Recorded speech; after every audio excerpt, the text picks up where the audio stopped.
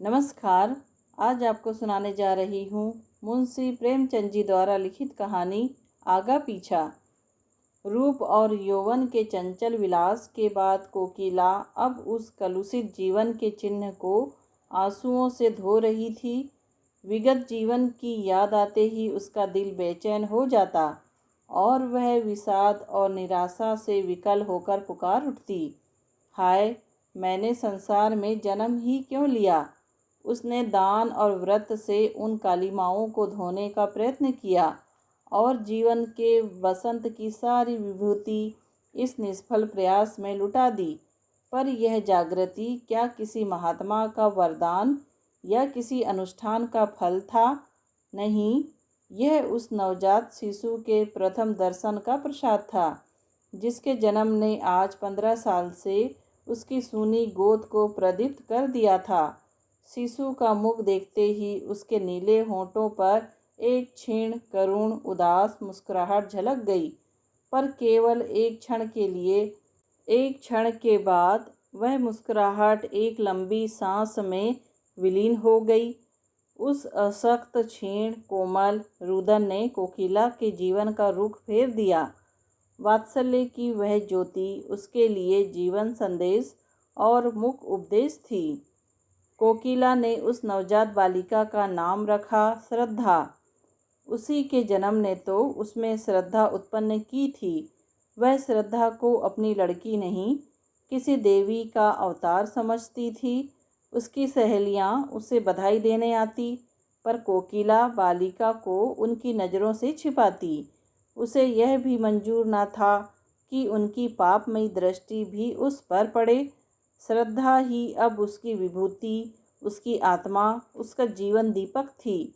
वह कभी कभी उसे गोद में लेकर साध से छलकती हुई आँखों से देखती और सोचती, क्या यह पावन ज्योति भी वासना के प्रचंड आघातों का शिकार होगी? मेरे प्रयत्न निष्फल हो जाएंगे। आह, क्या कोई ऐसी औषधि नहीं है जो जन्म के संस्कारों को मिटा दे? भगवान से वह सदैव प्रार्थना करती कि मेरी श्रद्धा किन्हीं कांटों में ना उलझे। वह वचन और कर्म से, विचार और व्यवहार से उसके सम्मुख नारी जीवन का ऊंचा आदर्श रखेगी। श्रद्धा इतनी सरल, इतनी प्रगल्भ, इतनी चतुर थी कि कभी कभी कोकिला वात्सल्य से गदगद होकर उसके तलवों को अपने मस्तक से रगड़ती और पश्चाताप तथा हर्ष के आंसू बहाती।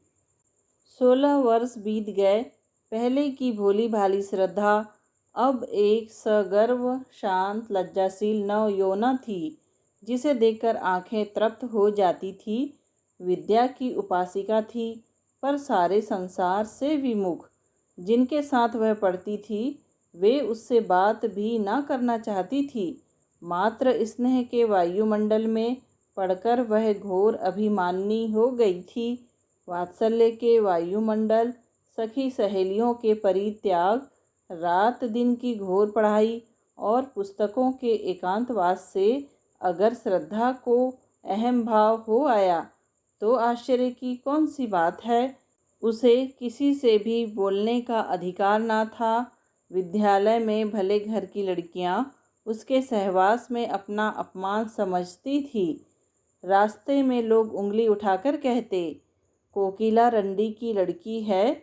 उसका सिर झुक जाता, कपोल क्षण भर के लिए लाल होकर दूसरे ही क्षण फिर चूने की तरह सफ़ेद हो जाते। श्रद्धा को एकांत से प्रेम था, विवाह को ईश्वरीय कोप समझती थी। यदि कोकिला ने कभी उसकी बात चला दी तो उसके माथे पर बल पड़ जाते, चमकते हुए लाल चेहरे पर कालीमा छा जाती, आँखों से झरझर आंसू बहने लगते। कोकिला चुप हो जाती। दोनों के जीवन आदर्श में विरोध था। कोकिला समाज के देवता की पुजारिन, श्रद्धा को समाज से, ईश्वर से और मनुष्य से घृणा। यदि संसार में उसे कोई वस्तु प्यारी थी तो वह थी उसकी पुस्तकें। श्रद्धा उन्हीं विद्वानों के संसर्ग में अपना जीवन व्यतीत करती जहाँ ऊंच नीच का भेद नहीं, जाति पाति का स्थान नहीं, सबके अधिकार समान हैं। श्रद्धा ही पूर्ण प्रकृति का परिचय महाकवि रहीम के एक दोहे के पद से मिल जाता है। प्रेम सहित मरीबो भलो, जो विष दे बुलाए। अगर कोई सप्रेम बुलाकर उसे विष दे देता तो वह नत जानू हो उसे अपने मस्तक से लगा लेती, किंतु अनादर दिए हुए अमृत की भी उसकी नज़रों में कोई हकीकत न थी। एक दिन कोकिला ने आंखों में आंसू भरकर श्रद्धा से कहा, क्यों मुन्नी, सच बताना, तुझे लज्जा तो लगती ही होगी कि मैं क्यों इसकी बेटी हूँ। यदि तू किसी ऊंचे कुल में पैदा हुई होती तो क्या तब भी तेरे दिल में ऐसे विचार आते? तू मन ही मन मुझे जरूर कोसती होगी। श्रद्धा माँ का मुंह देखने लगी। माता से इतनी श्रद्धा कभी उसके दिल में पैदा नहीं हुई थी। कांपते हुए स्वर में बोली, अम्मा जी, आप मुझसे ऐसा प्रश्न क्यों करती हैं? क्या मैंने कभी आपका अपमान किया है? कोकिला ने गदगद होकर कहा, नहीं बेटी, उस परम दयालु भगवान से यही प्रार्थना है कि तुम्हारी जैसी सुशील लड़की सबको दे। पर कभी कभी यह विचार आता है कि तू अवश्य ही मेरी बेटी होकर पछताती होगी। श्रद्धा ने धीर कंठ से कहा, अम्मा, आपकी यह भावना निर्मूल है। मैं आपसे सच कहती हूँ, मुझे जितनी श्रद्धा और भक्ति आपके प्रति है उतनी किसी के प्रति नहीं। आपकी बेटी कहलाना मेरे लिए लज्जा की बात नहीं, गौरव की बात है। मनुष्य परिस्थितियों का दास होता है। आप जिस वायुमंडल में पली उसका असर तो पड़ना ही था, किंतु पाप के दलदल में फंसकर फिर निकल आना अवश्य गौरव की बात है। बहाव की ओर से नाव खे ले जाना तो बहुत सरल है, किंतु जो नाविक बहाव के प्रतिकूल खे ले जाता है वही सच्चा नाविक है। कोकिला ने मुस्कुराते हुए कहा, तो फिर विवाह के नाम से क्यों चिढ़ती है? श्रद्धा ने आंखें नीची करके उत्तर दिया, बिना विवाह के जीवन व्यतीत नहीं हो सकता। मैं कुमारी ही रहकर जीवन बिताना चाहती हूँ। विद्यालय से निकलकर कॉलेज में प्रवेश करूँगी और 2-3 वर्ष बाद हम दोनों स्वतंत्र रूप से रह सकती हैं। डॉक्टर बन सकती हूँ, वकालत कर सकती हूँ। औरतों के लिए सब मार्ग खुल गए हैं। कोकिला ने डरते डरते पूछा, क्यों? क्या तुम्हारे हृदय में कोई दूसरी इच्छा नहीं होती? किसी से प्रेम करने की अभिलाषा तेरे मन में नहीं पैदा होती? श्रद्धा ने एक लंबी सांस लेकर कहा, अम्मा जी, प्रेम विहीन संसार में कौन है? प्रेम मानव जीवन का श्रेष्ठ अंग है। यदि ईश्वर ही ईश्वरता कहीं देखने में आती है तो वह केवल प्रेम में।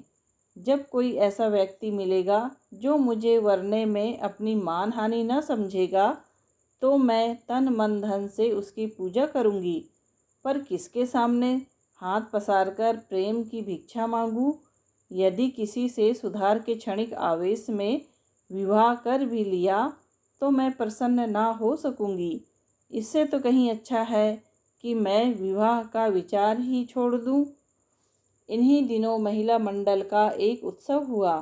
कॉलेज के रसिक विद्यार्थी काफ़ी संख्या में सम्मिलित हुए। हॉल में तिल भर की जगह खाली न थी। श्रद्धा भी आकर स्त्रियों की सबसे अंत की पंक्ति में खड़ी हो गई। उसे यह सब सॉन्ग मालूम होता था। आज प्रथम बार ही वह ऐसी सभा में सम्मिलित हुई थी। सभा की कार्यवाही शुरू हुई। प्रधान महोदय की वक्तृता के पश्चात प्रस्ताव पेश होने लगे और उनके समर्थन के लिए वक्तृताएं होने लगी, किंतु महिलाएं उनकी वक्तृताएं भूल गई या उन पर सभा का रोब ऐसा छा गया कि उनकी वक्तृता शक्ति लोप हो गई। वे कुछ टूटे फूटे जुमले बोलकर बैठने लगी। सभा का रंग बिगड़ने लगा। कई स्त्रियां बड़ी शान से प्लेटफार्म पर आईं, किंतु 2-3 शब्दों से अधिक न बोल सकी।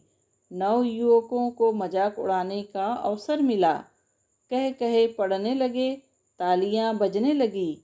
श्रद्धा उनकी यह दुर्जनता देखकर तिलमिला उठी। उसका अंग प्रत्यंग फड़कने लगा। प्लेटफार्म पर जाकर वह कुछ इस शान से बोली कि सभा पर आतंक छा गया। कोलाहल शांत हो गया। लोग टकटकी बांधकर उसे देखने लगे। श्रद्धा स्वर्गीय बाला की भांति धारावाहिक रूप से बोल रही थी। उसके प्रत्येक शब्द से नवीनता, सजीवता और दृढ़ता प्रतीक होती थी। उसके नव यौवन की सुरभि भी चारों ओर फैलकर सभा मंडप को अवाक कर रही थी। सभा समाप्त हुई। लोग टीका टिप्पणी करने लगे। एक ने पूछा, यह स्त्री कौन थी भाई? दूसरे ने उत्तर दिया, उसी कोकिला रंडी की लड़की। तीसरे व्यक्ति ने कहा, तभी यह आवाज़ और सफाई है, तभी तो जादू है। जादू है जनाब, मुजस्सिम जादू। क्यों ना हो, माँ भी तो सितम ढाती थी। जब से उसने अपना पेशा छोड़ा, शहर बेजान हो गया। अब मालूम होता है कि यह अपनी माँ की जगह लेगी। इस पर एक खद्दरधारी काला नवयुवक बोला, क्या खूब कदरदानी फरमाई है जनाब ने, वाह। उसी व्यक्ति ने उत्तर दिया, आपको बुरा क्यों लगा? क्या कुछ साठ गांठ तो नहीं है? काले नवयुवक ने कुछ तेज होकर कहा, आपको ऐसी बातें मुंह से निकालते लज्जा भी नहीं आती? दूसरे व्यक्ति ने कहा, लज्जा की कौन बात है जनाब?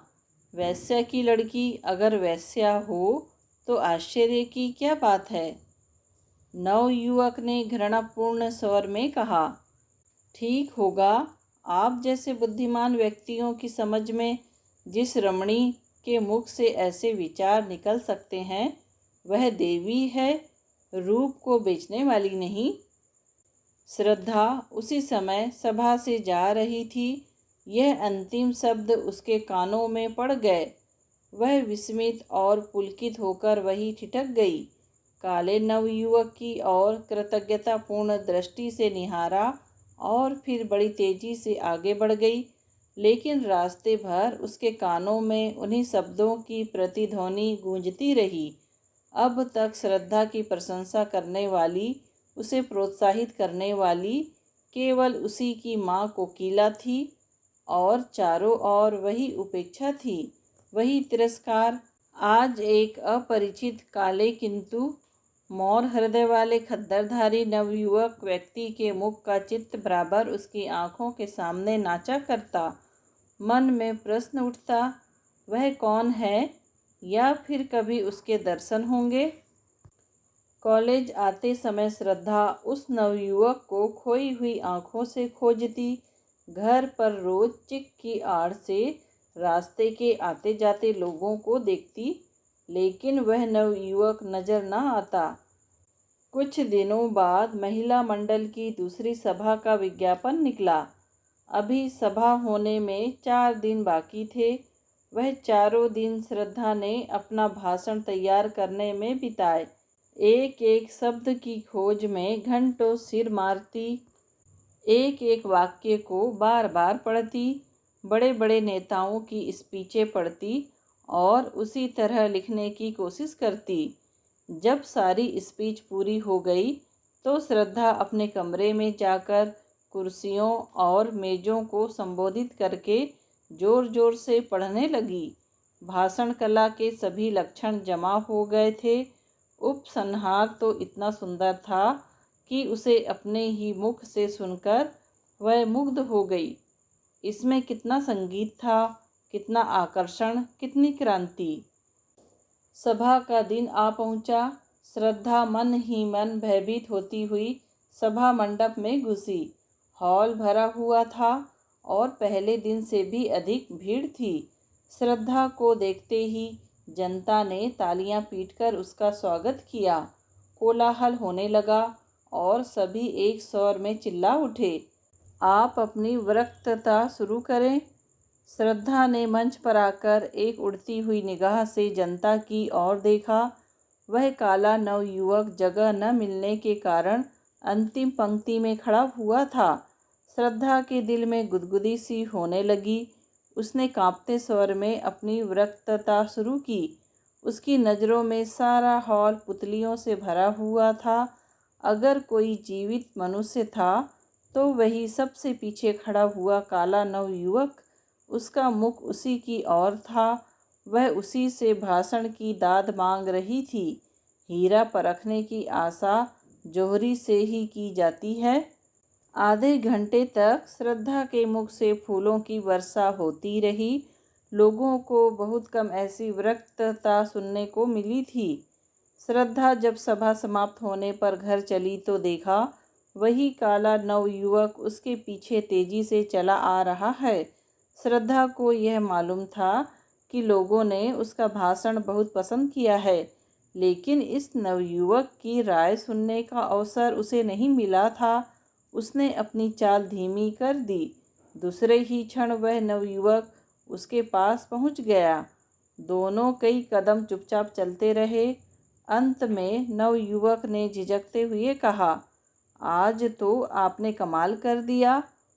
श्रद्धा ने प्रफुल्लता के स्रोत को दबाते हुए कहा, धन्यवाद, यह आपकी कृपा है। नवयुवक ने कहा, मैं किस लायक हूँ? मैं ही नहीं, सारी सभा सिर धुन रही थी। श्रद्धा ने कहा, क्या आपका शुभ स्थान यही है? नवयुवक ने कहा, जी हाँ, यहाँ मैं एमए में पढ़ रहा हूँ। यह ऊंच नीच का भूत ना जाने कब तक हमारे सिर पर सवार रहेगा। अभाग्य से मैं भी उन लोगों में हूँ जिन्हें संसार नीच समझता है। मैं जाति का चमार हूँ। मेरे पिता स्कूल के इंस्पेक्टर के यहाँ अर्दली थे, जिनकी सिफारिश से स्कूल में भर्ती हो गया। तब से भाग्य से लड़ता भिड़ता चला आ रहा हूँ। पहले तो स्कूल के मास्टर मुझे छूते ही न थे। वह हालात तो अब नहीं रही, किंतु लड़के अब भी मुझसे खींचे रहते हैं। श्रद्धा ने कहा, मैं तो कुलीनता को जन्म से नहीं धर्म से मानती हूँ। नवयुवक ने कहा, यह तो आपकी विरक्तता ही से सिद्ध हो गया है और इसी से आपसे बातें करने का साहस भी हुआ, नहीं तो कहाँ आप और कहाँ मैं। श्रद्धा ने अपनी आंखें नीची करके कहा, शायद आपको मेरा हाल मालूम नहीं। नवयुवक ने कहा, बहुत अच्छी तरह से मालूम है। यदि आप अपनी माताजी के दर्शन करवा सकें तो आपका बड़ा आभारी होऊंगा। वह आपसे मिलकर बड़ी प्रसन्न होगी। शुभ नाम? मुझे भगत राम कहते हैं। यह परिचय धीरे धीरे स्थिर और दृढ़ होता गया। मैत्री प्रगाढ़ होती गई। श्रद्धा की नज़रों में भगत राम एक देवता थे और भगत राम के समक्ष श्रद्धा मानवीय रूप में देवी थी। 1 साल बीत गया। भगत राम रोज देवी के दर्शन को जाता। दोनों घंटों बैठे बातें किया करते। श्रद्धा कुछ भाषण करती तो भगत राम सब काम छोड़कर सुनने जाता। उनके मंसूबे एक थे, जीवन के आदर्श एक, रुचि एक, विचार एक। भगत राम अब प्रेम और उसके रहस्यों की मार्मिक विवेचना करता। उसकी बातों में रस और अलंकार का कभी इतना संयोग न हुआ था। भावों को इंगित करने में उसे कमाल हो गया था। लेकिन ठीक उन अवसरों पर जब श्रद्धा के हृदय में गुदगुदी होने लगती, उसके कपोल उल्लास से रंजित हो जाते। भगत राम विषय पलट देता और जल्दी ही कोई बहाना बनाकर वहाँ से खिसक जाता। उसके चले जाने पर श्रद्धा हसरत के आंसू बहाती और सोचती, क्या इन्हें दिल से मुझे प्रेम नहीं। एक दिन कोकिला ने भगत राम को एकांत में बुलाकर कहा, बेटा, अब तो मुन्नी से तुम्हारा विवाह हो जाए तो अच्छा है। जीवन का क्या भरोसा, कहीं मर जाऊं तो यह साध मन ही में रह जाए। भगत राम ने सिर हिलाकर कहा, अम्मा, जरा इस परीक्षा में पास हो जाने दो। जीविका का प्रश्न हल हो जाने के बाद ही विवाह शोभा देता है। यह सब तुम्हारा ही है, क्या मैं साथ बांध कर ले जाऊंगी? यह आपकी कृपा है अम्मा जी, पर इतना निर्लज ना बनाइए। मैं तो आपका हो चुका, अब तो आप दुत्कारें भी तो इस दौर से नहीं टल सकता। मुझ जैसा भाग्यवान संसार में और कौन है? लेकिन देवी के मंदिर में जाने से पहले कुछ पान फूल तो होना ही चाहिए। साल भर और गुजर गया। भगतराम ने एमए की उपाधि ली और अपने ही विद्यालय में अर्थशास्त्र का अध्यापक हो गया। उस दिन कोकिला ने खूब दान पुण्य किया। जब भगतराम ने आकर उसके पैरों पर सिर झुकाया तो उसने उसे छाती से लगा लिया। उसे विश्वास था कि आज भगतराम विवाह के प्रश्न को जरूर छेड़ेगा। श्रद्धा प्रतीक्षा की मूर्ति बनी हुई थी। उसका एक एक अंग मानो सौ सौ तार होकर प्रतिध्वनित हो रहा था। दिल पर एक नशा छाया हुआ था, पांव जमीन पर न पड़ते थे। भगतराम को देखते ही माँ से बोली, अम्मा, अब हमको एक हल्की सी मोटर दे दीजिएगा। कोकिला ने मुस्कुराकर कहा, हल्की सी क्यों, भारी सी ले लेना। पहले कोई अच्छा सा मकान तो ठीक कर लो। श्रद्धा भगतराम को अपने कमरे में बुला ले गई। दोनों बैठकर नए मकान की सजावट के मंसूबे बांधने लगे। पर्दे, फर्श, तस्वीरें, सब की व्यवस्था की गई। श्रद्धा ने कहा, रुपये भी अम्मा जी से ले लेंगे। भगतराम बोला, उनसे रुपये लेते मुझे शर्म आएगी। श्रद्धा ने मुस्कुराकर कहा, आखिर मेरे दहेज के रुपये तो देंगी। दोनों घंटे भर बातें करते रहे, मगर वह मार्मिक शब्द जिसे सुनने के लिए श्रद्धा का मन आतुर हो रहा था, आज भी भगतराम के मुंह से न निकला और वह विदा हो गया। उसके जाने पर कोकिला ने डरते डरते पूछा, आज क्या बातें हुई? श्रद्धा ने उसका आशय समझकर कहा, अगर मैं ऐसी भारी हो रही हूँ तो कुएं में क्यों नहीं डाल देती। यह कहते कहते उसके धैर्य की दीवार टूट गई। वह आवेश और वह वेदना जो भीतर ही भीतर अब तक टीस रही थी, निकल पड़ी। वह फूट फूट कर रोने लगी। कोकिला ने झुंझलाकर कहा, जब कुछ बातचीत ही नहीं करनी है तो रोज आते ही क्यों हैं? कोई ऐसा घराना भी तो नहीं है और न ऐसे धन्ना सेठ ही हैं। श्रद्धा ने आंखें पोंछकर कहा, अम्मा जी, मेरे सामने उन्हें कुछ न कहिए। उनके दिल में जो कुछ है वह मैं जानती हूँ। वह मुंह से चाहे कुछ ना कहे, मगर दिल से कह चुके, और मैं चाहे कानों से कुछ ना सुनूं, पर दिल से सब कुछ सुन चुकी हूँ। कोकिला ने श्रद्धा से कुछ भी ना कहा, लेकिन दूसरे दिन भगतराम से बोली, अब किस विचार में हो बेटा? भगतराम ने सिर खुजलाते हुए कहा, अम्मा जी, मैं तो हाजिर हूँ, लेकिन घर वाले किसी तरह राजी नहीं होते। जरा फुर्सत मिले तो घर जाकर राजी कर लूँ। माँ बाप को नाराज करना भी तो अच्छा नहीं। कोकिला कुछ जवाब न दे सकी। भगतराम के माँ बाप शहर से दूर रहते थे। यही एक उनका लड़का था। उनकी सारी उमंगें उसी के विवाह पर अवलंबित थी। उन्होंने कई बार उसकी शादी तय की, पर भगतराम बार बार यही कहकर निकल जाता कि जब तक नौकर ना हो जाऊंगा विवाह ना करूंगा।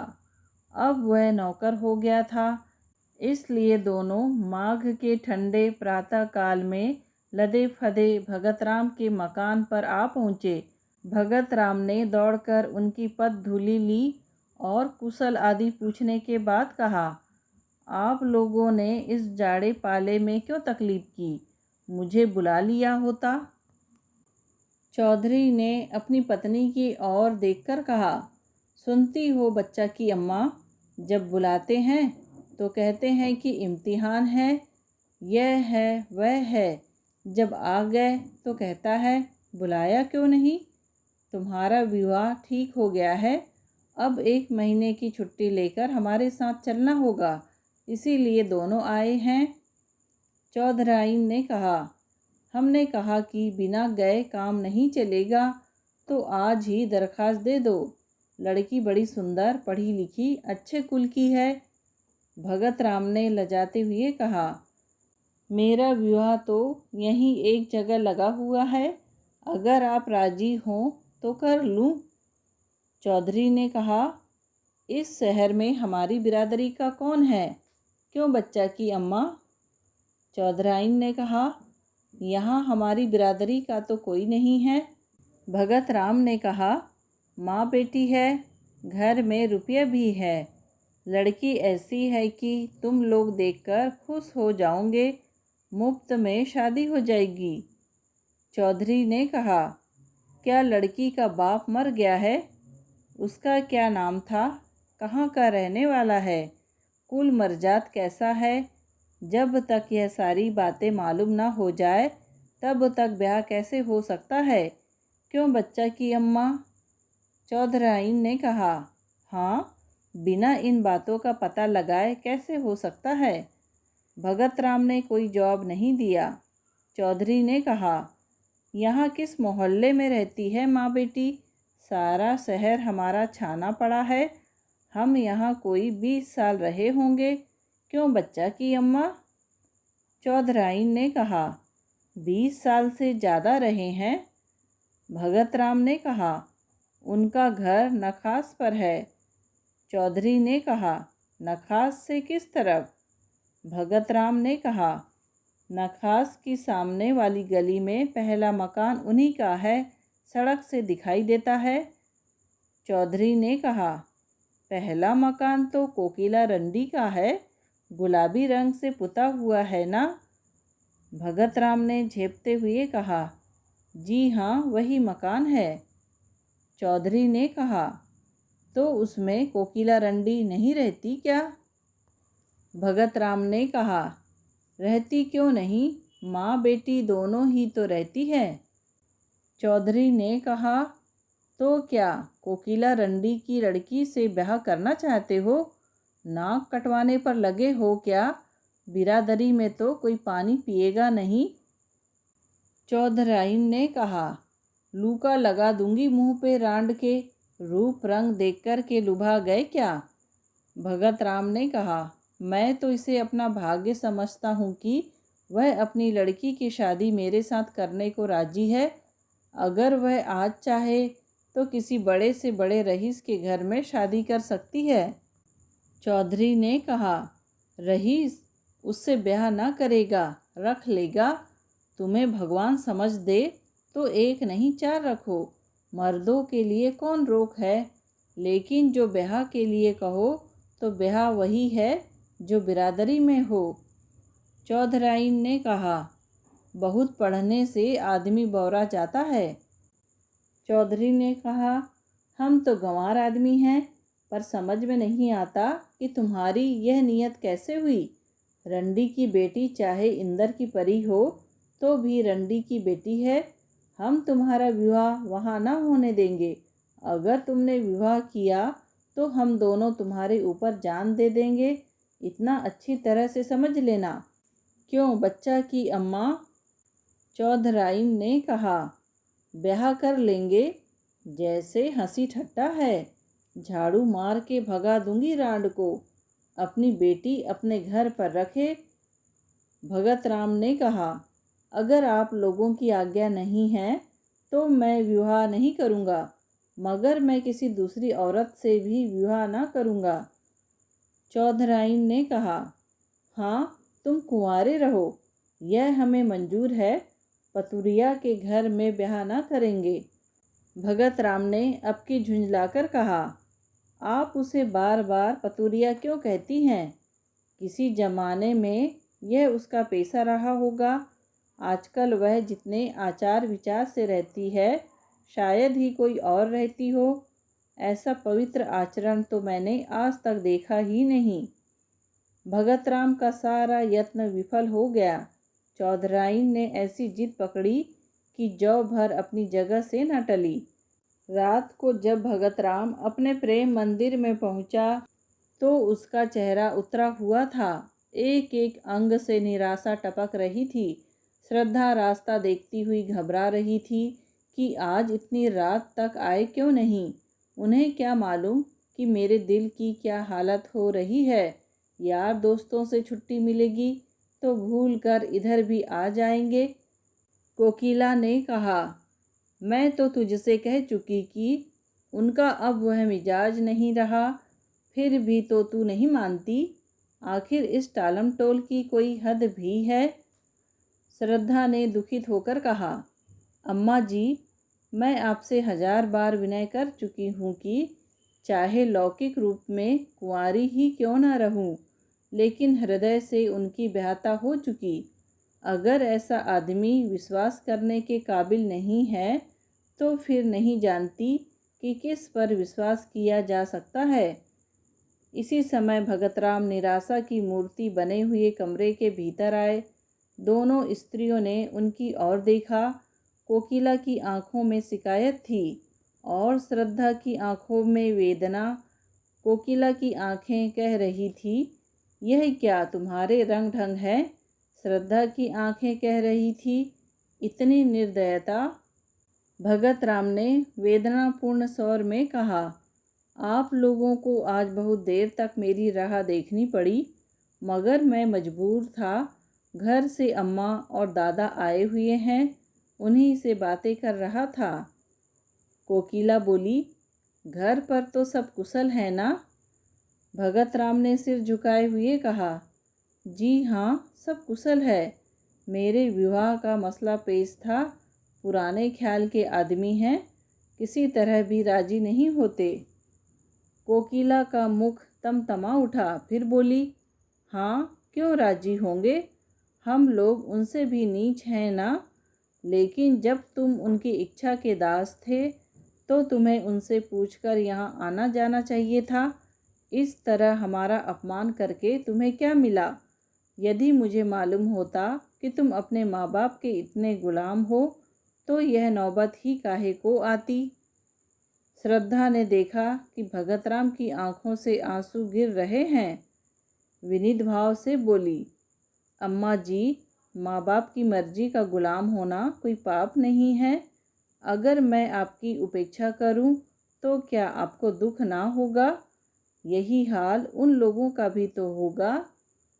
श्रद्धा यह कहती हुई अपने कमरे की ओर चली और इशारे से भगत राम को भी बुलाया। कमरे में बैठकर दोनों कई मिनट तक पृथ्वी की ओर ताकते रहे।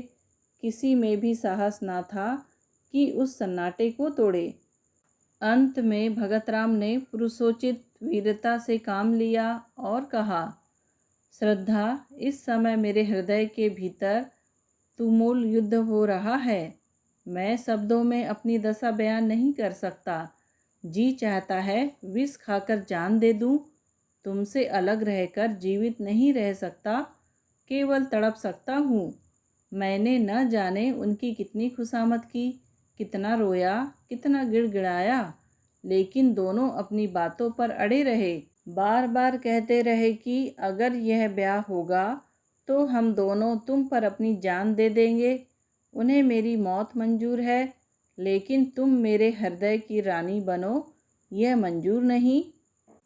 श्रद्धा ने सांत्वना देते हुए कहा, प्यारे, मुझसे उनका घृणा करना उचित है। पढ़े लिखे आदमियों में ही ऐसे कितने निकलेंगे, इसमें उनका कोई दोष नहीं। मैं सवेरे उनके दर्शन करने जाऊंगी। शायद मुझे देखकर उनका दिल पिघल जाए। मैं हर तरह से उनकी सेवा करूंगी।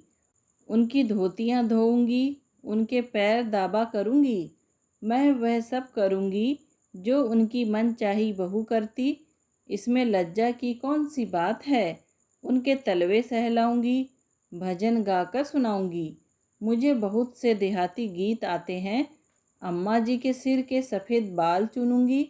मैं दया नहीं चाहती, मैं तो प्रेम की चेरी हूँ। तुम्हारे लिए मैं सब कुछ करूँगी, सब कुछ। भगत राम को ऐसा मालूम हुआ मानो उसकी आँखों की ज्योति बढ़ गई है अथवा शरीर में कोई दूसरी ज्योतिर्मय आत्मा आ गई है। उसके हृदय का सारा अनुराग, सारा विश्वास, सारी भक्ति आँखों से उमड़कर श्रद्धा के पैरों की ओर जाती हुई मालूम हुई। मानो किसी घर से नहे नहे लाल कपोल वाले, रेशमी कपड़ों वाले, घुंघराले बालों वाले बच्चे हंसते हुए निकलकर खेलने जा रहे हों।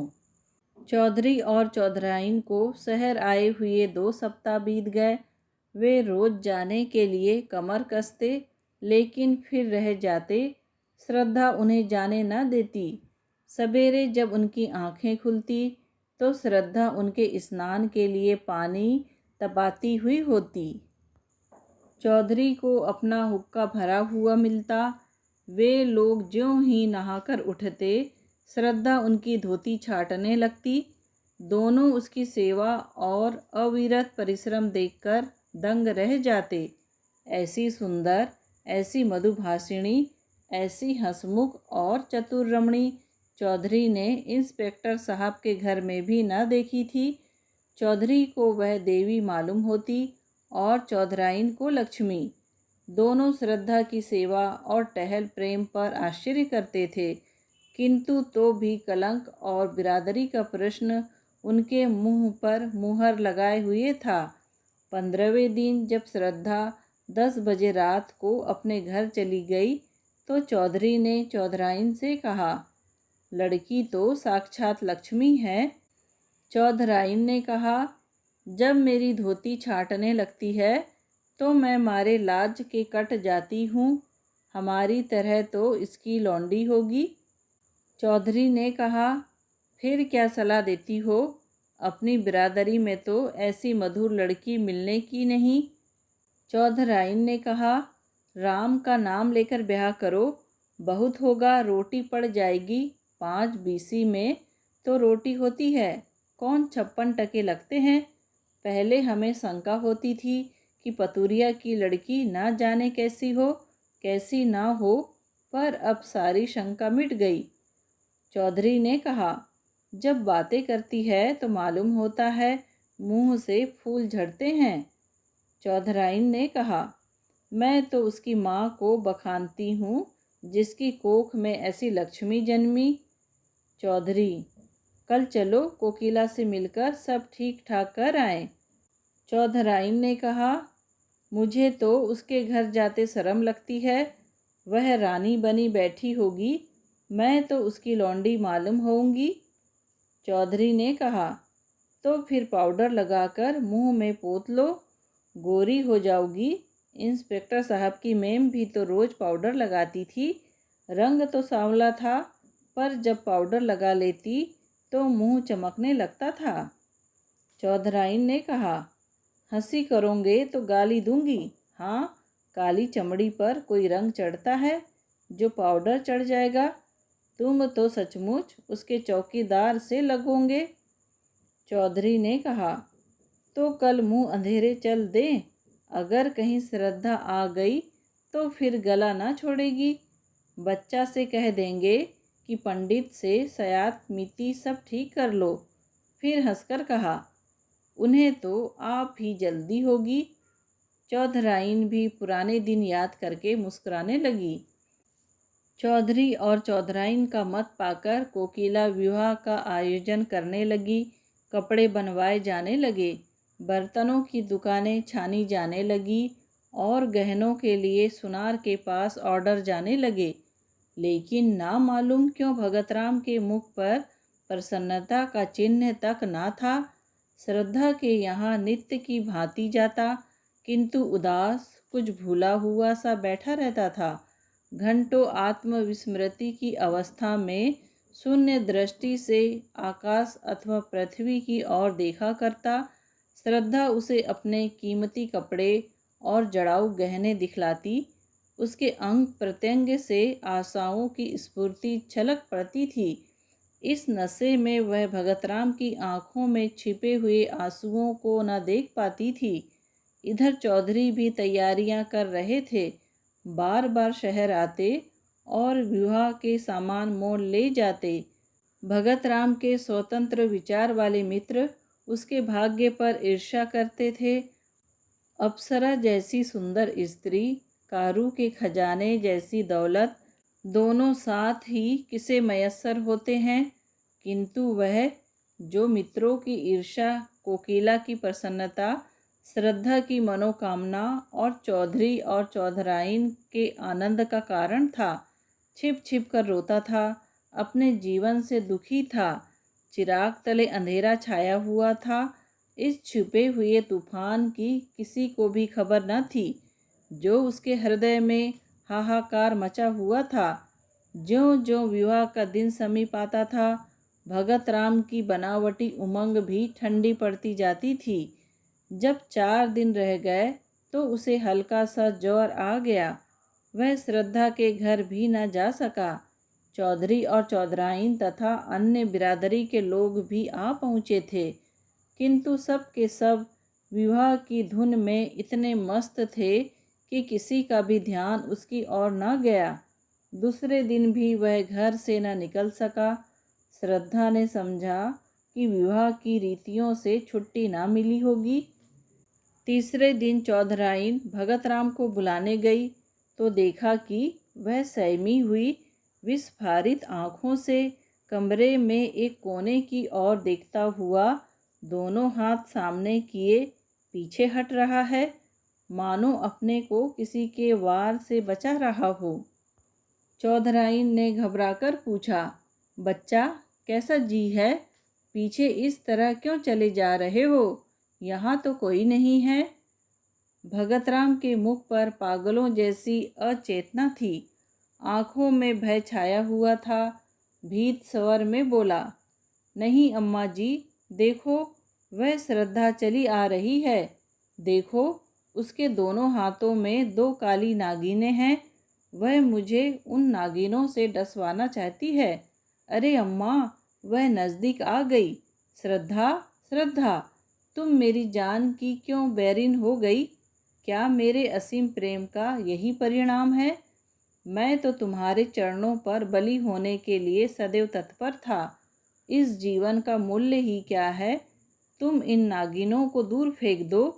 मैं यहाँ तुम्हारे चरणों पर लेटकर यह जान तुम पर न्यौछावर कर दूंगा। हैं, तुम न मानोगी।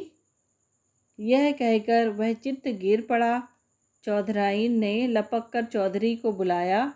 दोनों ने भगतराम को उठाकर चारपाई पर लिटा दिया। चौधरी का ध्यान किसी आसेप की ओर गया।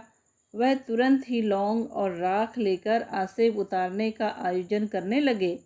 स्वयं मंत्र तंत्र में निपुण थे।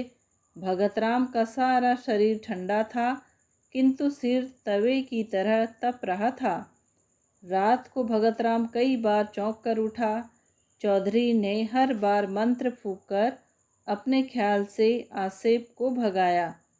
चौधराइन ने कहा, कोई डॉक्टर क्यों नहीं बुलाते? शायद दवा से कुछ फ़ायदा हो। कल ब्याह और आज यह हाल। चौधरी ने निशंक भाव से कहा, डॉक्टर आकर क्या करेगा? वही पीपल वाले बाबा तो हैं। दवा दारू करना उनसे और रार बढ़ाना है।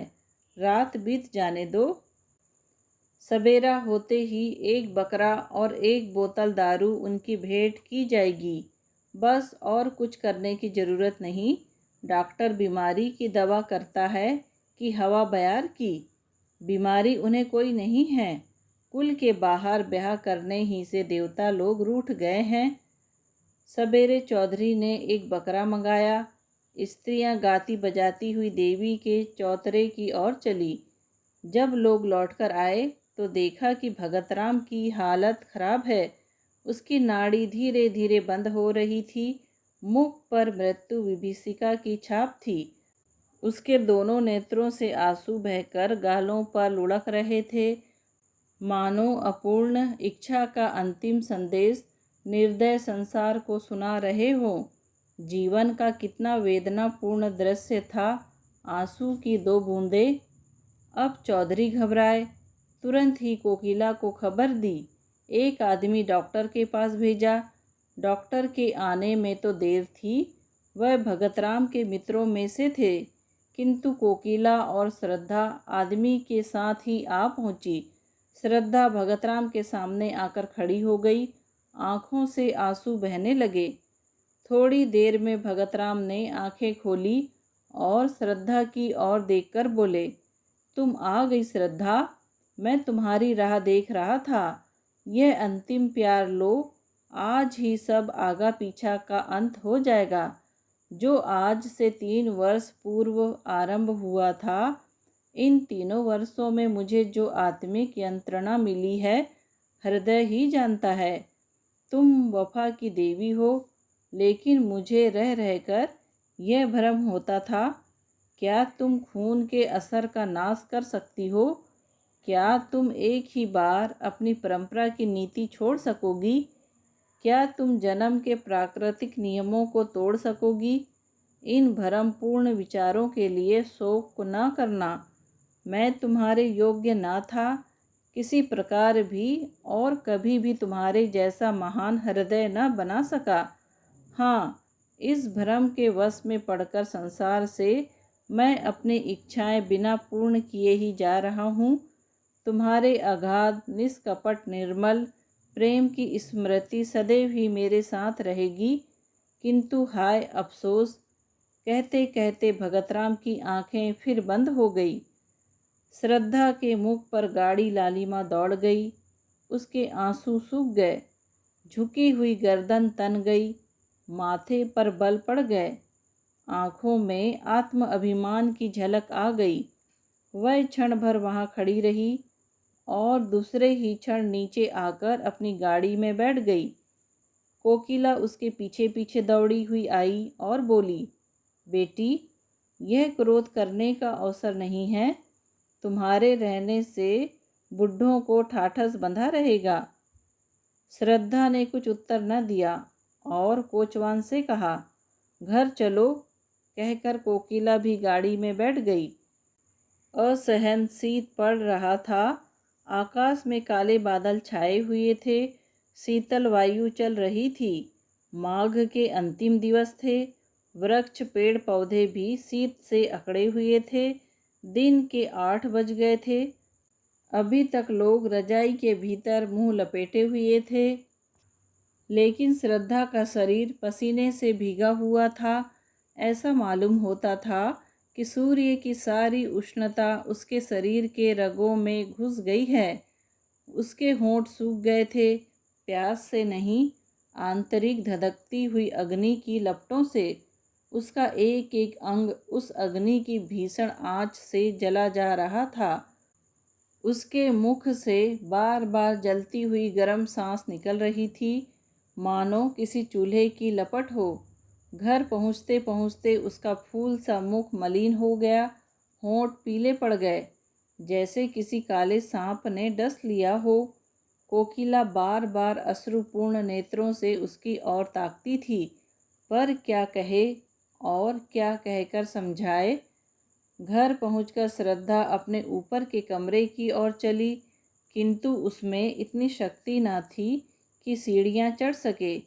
रस्सी को मजबूती से पकड़ती हुई किसी तरह अपने कमरे में पहुंची।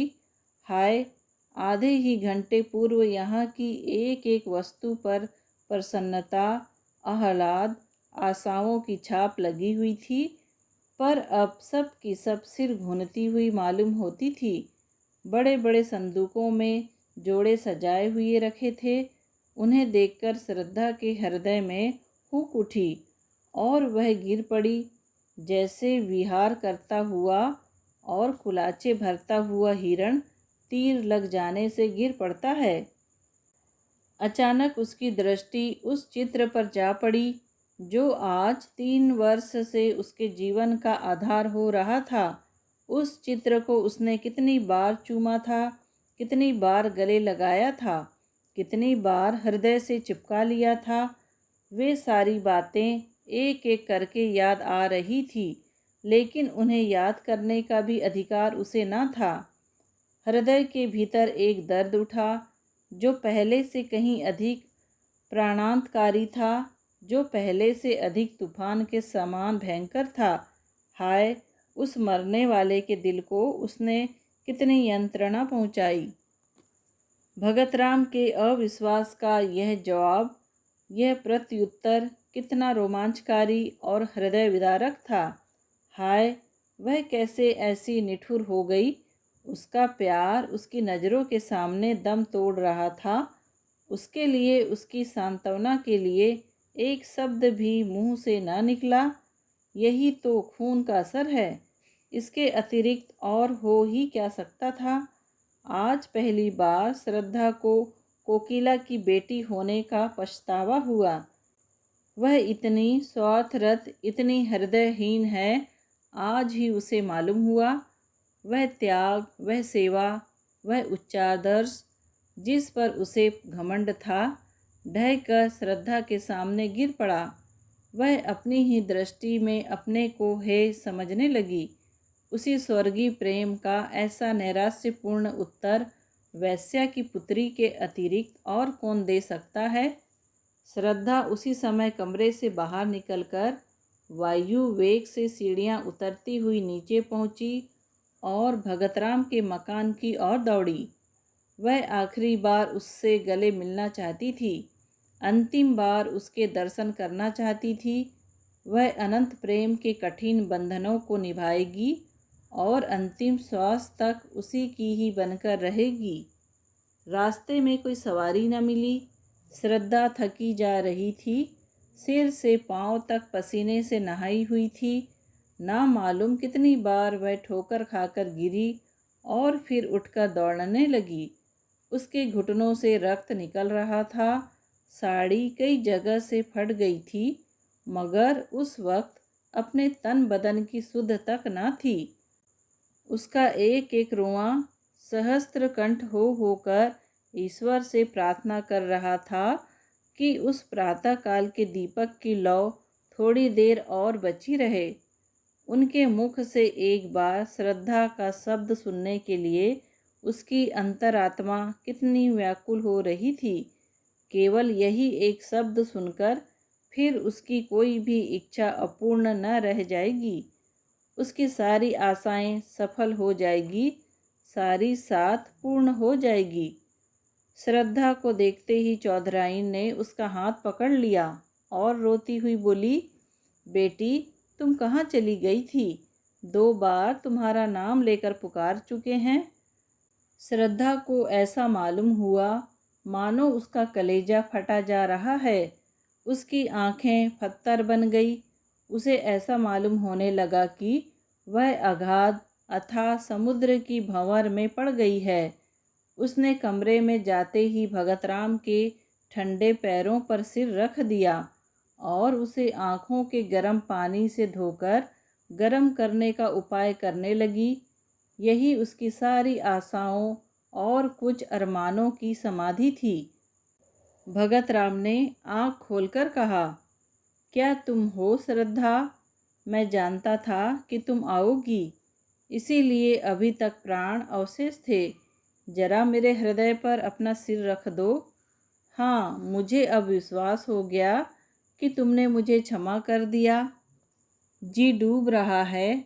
तुमसे कुछ मांगना चाहता हूँ, पर किस मुंह से मांगूं? जब जीते जी ना मांग सका तो अब क्या है। हमारी अंतिम घड़ियाँ किसी अपूर्ण साध को अपने ही के भीतर छिपाए हुए होती है।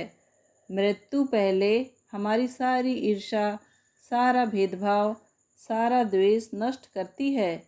जिनकी सूरत से हमें घृणा होती है, उनसे फिर वही पुराना सौहार्द्र, पुरानी मैत्री करने के लिए, उनको गले लगाने के लिए हम उत्सुक हो जाते हैं।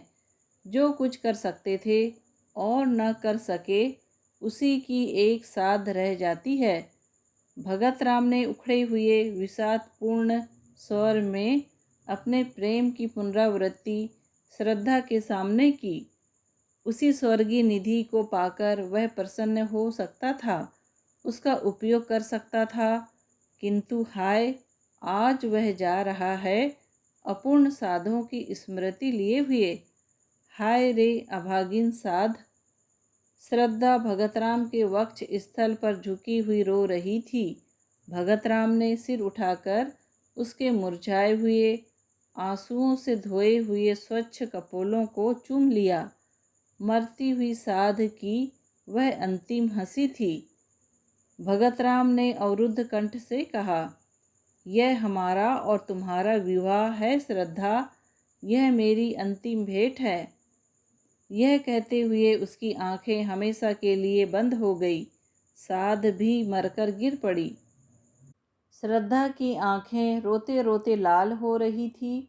उसे ऐसा मालूम हुआ मानो भगतराम उसके सामने प्रेमालिंगन का संकेत करते हुए मुस्कुरा रहे हैं। वह अपने दशा काल स्थान सब भूल गई। जख्मी सिपाही अपनी जीत का समाचार पाकर अपना दर्द, अपनी पीड़ा भूल जाता है। क्षण भर के लिए मौत भी हेय हो जाती है। श्रद्धा का भी यही हाल हुआ। वह भी अपना जीवन प्रेम की निठुर वेदी पर उत्सर्ग करने के लिए तैयार हो गई, जिस पर लैला और मजनू, सिरी और फरहाद नहीं, हजारों ने अपनी बलि चढ़ा दी। उसने चुंबन का उत्तर देते हुए कहा, प्यारे, मैं तुम्हारी हूँ और सदा तुम्हारी ही रहूँगी। दोस्तों, कहानी सुनने के लिए आपका धन्यवाद। कहानी पसंद आई हो तो प्लीज़ लाइक, शेयर और सब्सक्राइब ज़रूर कीजिए।